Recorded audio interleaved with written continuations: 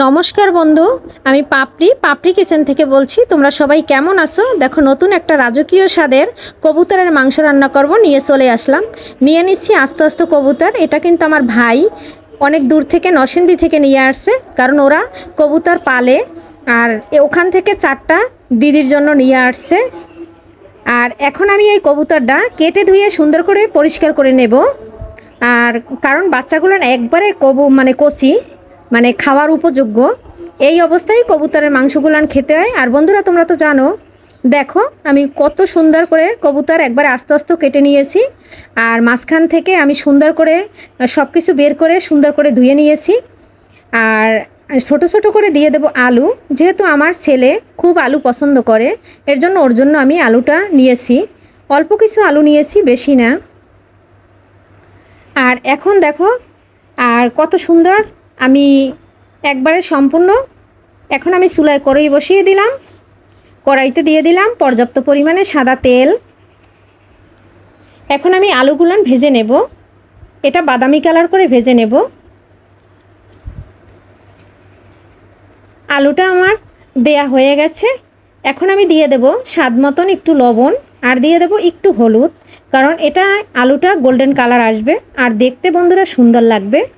দেখো, আলুটা আমার ভাজা হয়ে গেছে। এখন আমি এটা তুলে নেব। আর কালারটা দেখো, আলুর কত সুন্দর গোল্ডেন কালার হয়েছে। তুলে নিয়েছি। এখানে ফোড়নে দিয়ে দেব 3টা তেজপাতা, দিয়ে দেব একটু গোটা জিরা, দিয়ে দেব 3 টুকরা দারচিনি, আর দিয়ে দেব থেতো করা 3টা এলাচ। 3টা থেতো করে নিয়েছি। এখন আমি দিয়ে দেব। থেতো করে দিলে পরে এটার ফ্লেভারটা খুব সুন্দর বের হয়। আর কিছুটা পেঁয়াজ কুচিয়ে নিয়েছি, আর নিয়েছি কাঁচামরিচ ও পেঁয়াজ বেটে, আর নিয়েছি আদা ও রসুন বেটে। এখন আমি থেতো করা এলাচটা দিয়ে দিচ্ছি, কারণ এলাচটা একটু পরে দিলে ভালো হয়। এখন দিয়ে দিচ্ছি কুচিয়ে রাখা পেঁয়াজগুলো। এটা আমি একটু নরম করে হালকা একটু বাদামি বাদামি কালার করে ভেজে নেব, কারণ এটা এভাবে একটু ভেজে নিলে কাঁচা গন্ধটা চলে যায়। আর দেখো বন্ধুরা, এই যে বাদামি কালার চলে আসছে আর পেঁয়াজটা পুরাটা নরম হয়ে গেছে। এখানে আমি আদা রসুন পেঁয়াজ কাঁচামরিচ বাটা সম্পূর্ণ মশলাটা ঢেলে দিয়েছি। এটাও আমি সুন্দর করে কষিয়ে নেব। আর মশলাটা বন্ধুরা যত কষাবো তত কিন্তু আমার মাংসটা ততটা মজা হবে, আর খেতে কিন্তু বন্ধুরা দারুণ হবে। আর এটা একটু জল দিয়ে দিলাম। জলটা দিয়ে এখন আমি গুঁড়ো মশলাগুলো অ্যাড করব, কারণ এভাবে গুঁড়ো মশলা অ্যাড করলে কালারটা সুন্দর থাকে। দিয়ে দিচ্ছি পরিমাণ মতন হলুদের গুঁড়া, আর দিয়ে দিচ্ছি পরিমাণ মতন মরিচের গুঁড়া, কারণ যেহেতু আমি বাটা মরিচ দিয়েছি এর জন্য আমি মরিচের গুঁড়াটি একটু কম দেব। এখন দিয়ে দিচ্ছি ধনিয়ার গুঁড়া, এখন দিয়ে দিচ্ছি কিছুটা জিরার গুঁড়া। এখন আমি নেড়ে ছেড়ে সুন্দর করে কষিয়ে নেব। দিয়ে দিচ্ছি স্বাদ মতো লবণ, আর এটা অনেক সুন্দর করে কষিয়ে নেব তেলটা ভেসে আসা পর্যন্ত। আর মশলাটা বন্ধুরা যত সুন্দর করে কষাবা, মাংসর টেস্ট এবং স্বাদ দ্বিগুণ বেড়ে যাবে। দেখো বন্ধুরা কত সুন্দর কালারটা আসছে। আর দেখো জাস্ট আর এত সুন্দর একটা দারুণ মশলার কালার। দেখো বন্ধুরা, আমার তেলটা ভেসে গেছে, একবারে ভেসে উঠছে। এই পর্যায়ে আমার মশলাটা কষানো শেষ। এর ভিতরে আমি দিয়ে দেব যে কবুতরটা আমি কেটে রেখেছি, এটা আমি পুরাটা দিয়ে দেব। কারণ দেখো কবুতরগুলান থেকে একটু জল বের হইতে পারে, যেহেতু আমি সাথে সাথে কেটে ধুয়ে নিয়েছি। এই জলটা বের হওয়ার কারণে আমি একটু জল দিব না। এই মশলার ভিতরে দিয়েই আমি কবুতরটা সুন্দর করে কষিয়ে নেব। আর এটা যত ভালো করে কষাবো বন্ধু, ততই টেস্ট আসবে। এখন দিয়ে দিচ্ছি আমি 10 মিনিটের জন্য ঢেকে। এখন দেখো 10 মিনিট পরে চলে আসলাম। দেখো আমার কবুতর থেকে অনেকটা জল বের হয়েছে। এখন আমি একটু নেড়ে চেড়ে নেব। আর এই জলটা কিন্তু আমি একটুও রাখবো না, সুন্দর করে কষিয়ে দেব। আর এদিকে দেখো আলুগুলো দিয়ে দিয়েছি। আর এদিকে নিয়ে নিচ্ছি একটা বড় সাইজের এলাচ, কয়েক টুকরা দারচিনি আর কয়েকটা গোটা জিরা। এটা আমি সুন্দর করে ভেজে একটু পাটায় বেটে নেব।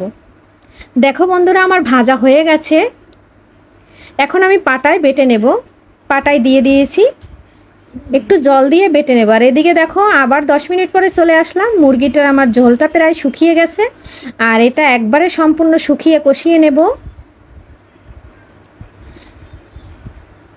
আর এটা কিন্তু বন্ধুরা আমি বেশি একটা ঝোল রান্না করব না, এটা তোমরা ঝোলও রান্না করতে পারো, শুকনো শুকনো রান্না করতে পারো, যে যেভাবে খাও। আমি আজকে মাখা মাখা রান্না করব, আর ঝোলটা আমি এর জন্য জলের পরিমাণটা কম দিব।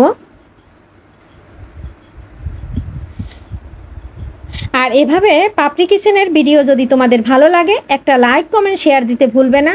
যারা দেশ ও দেশের বাহির থেকে বন্ধুরা দেখছো, যারা নতুন বন্ধু তারা ফেসবুক থেকে দেখলে একটা ফলো দিয়ে দেবে, আর ইউটিউব থেকে যারা দেখবে তারা একটা সাবস্ক্রাইব করে দিবে। দেখো বন্ধুরা পুরো জলটা আমার শুকিয়ে গেছে, এখন আমার কষানো শেষ হয়ে গেছে, এটা তো দেখে বুঝতেই পারছো। আর খেতে বন্ধুরা যে কতটা স্বাদ হবে সেটা অসাধারণ। দেখো পুরোটা একবারে শুকিয়ে গেছে, আর নেড়ে চেড়ে নিচ্ছি। এই পর্যায়ে দিয়ে দেব আমি গরম জল।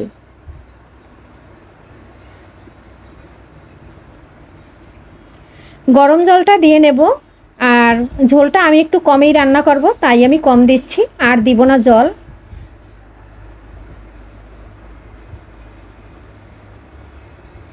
আর বন্ধুরা কবুতরটা খেতে কিন্তু দারুণ হয়েছিল, রাজকীয় স্বাদের কবুতর রান্না। একবার বন্ধুরা তোমরা বাসায় রান্না করে খাবে। আর এদিকে দেখো আমি জিরা আর গরম মশলাটা পুরোটা বেটে নিয়েছি, বাটা আমার হয়ে গেছে, এখন আমি তুলে নিচ্ছি। আর এদিকে দেখো আমার মাংসটা প্রায় শেষের দিকে, দেখো আমি একটু নেড়ে চেড়ে দিচ্ছি। আর এটা একটু আলতো হাতে নাড়তে হবে, যেহেতু ছোট কবুতরের বাচ্চা ভেঙে না যায়, কবুতরটা পুরোটা আমাদের আস্থা থাকবে। যেহেতু আমার ফ্যামিলিতে আমরা 4 জন মানুষ, সবার জন্য একটা করে কবুতর।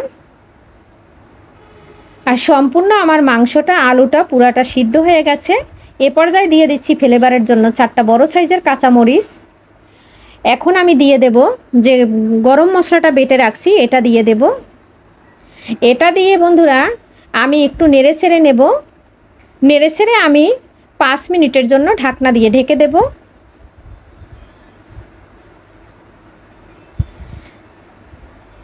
5 মিনিট পরে চলে আসলাম। দেখো বন্ধুরা আমার রান্নাটা হয়ে গেছে, এখন আমি নামিয়ে নেব। আর এরকম পাপড়ি কিচেনের ভিডিও যদি ভালো লাগে তাহলে সবাই পাপড়ি কিচেনের সাথে থাকবে। আর আজকের ভিডিওটা এখানেই শেষ করব। এ পর্যন্ত বন্ধুরা সবাই ভালো থাকো, সুস্থ থাকো, শরীরের দিকে খেয়াল নিও, প্রচুর গরম, বেশি বেশি জল খেও। আর আজকে দেখো আমার রান্নাটা একবারে শেষ, নামিয়ে নিচ্ছি। এখন আমরা চলে যাব খেতে।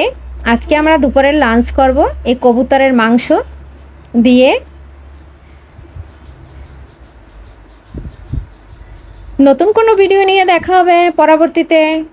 আজকে এখানেই শেষ করলাম। সবাইকে নমস্কার।